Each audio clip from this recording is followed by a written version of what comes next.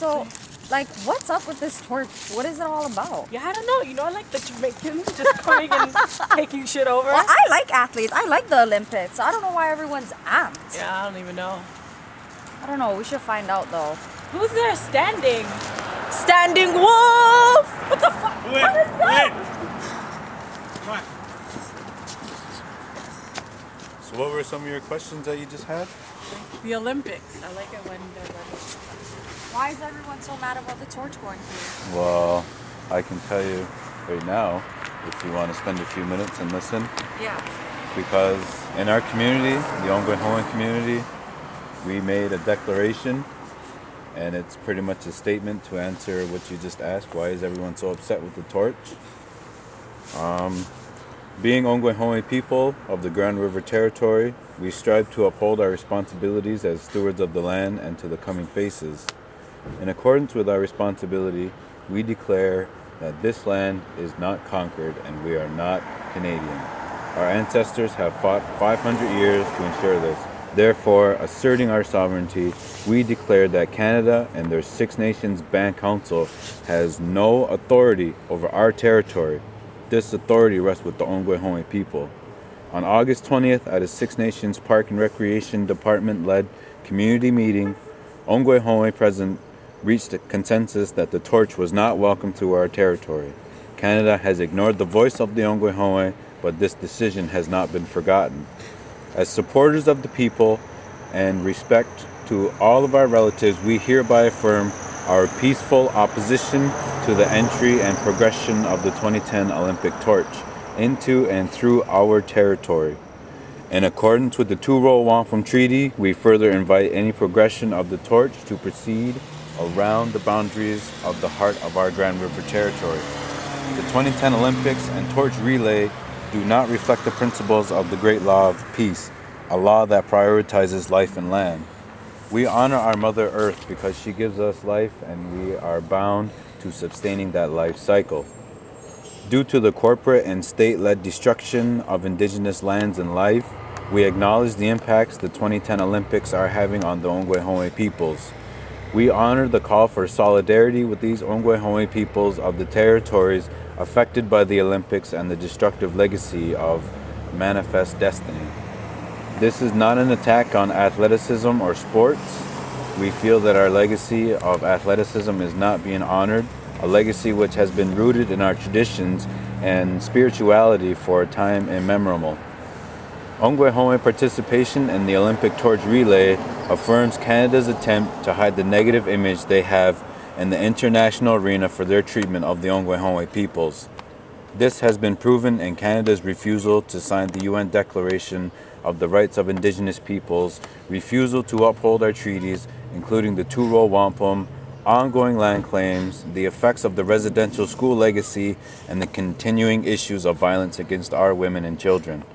Through our opposition to the torch relay, we seek to enlighten and educate others of the corruption created by this facade of peace and unity with Ongwen peoples that the Olympics exhibit.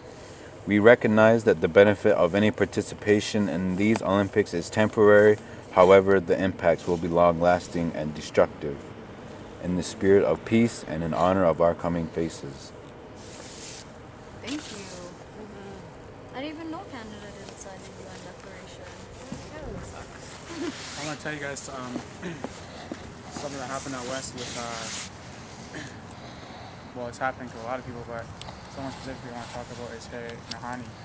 She was an elder, and she held the, she was arrested for standing in the way of the development of whatever they were developing out there with the Olympics, all these hotels and resorts and whatever. And the land out there is unceded. It's never been surrendered. And she was one of the leaders out there. She was an elder leader. And she was arrested by apartheid cops. They arrested her.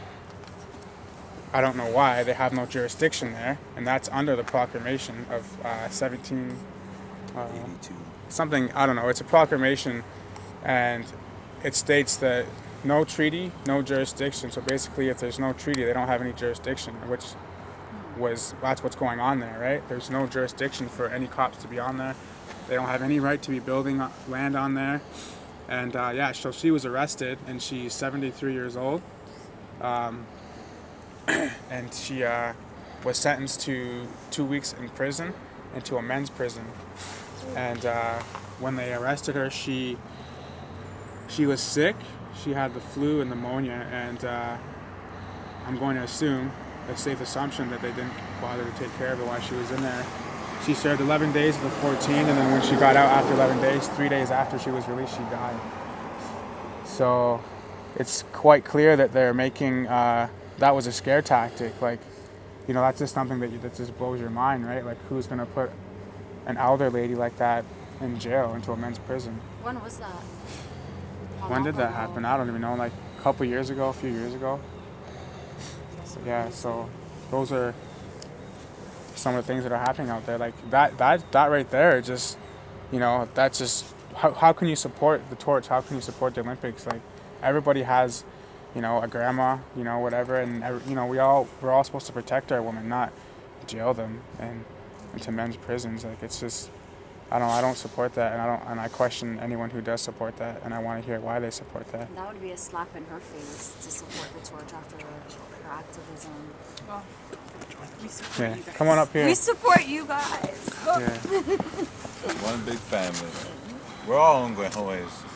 So there you have it, ladies and gentlemen. We got Pullin', the Abyssinian ambassador, and Standing Wolf. They killed over What about 50. me? And what about me? See, like, with residential schooling, they killed over 50,000, you know, innocent kids. Where are those bodies so in honor we can bury the bodies? All the missing Aboriginal women, where are the bodies so in honor we can bury the bodies? I say these words in honor of Harriet Nahani. That's what I'm saying right there.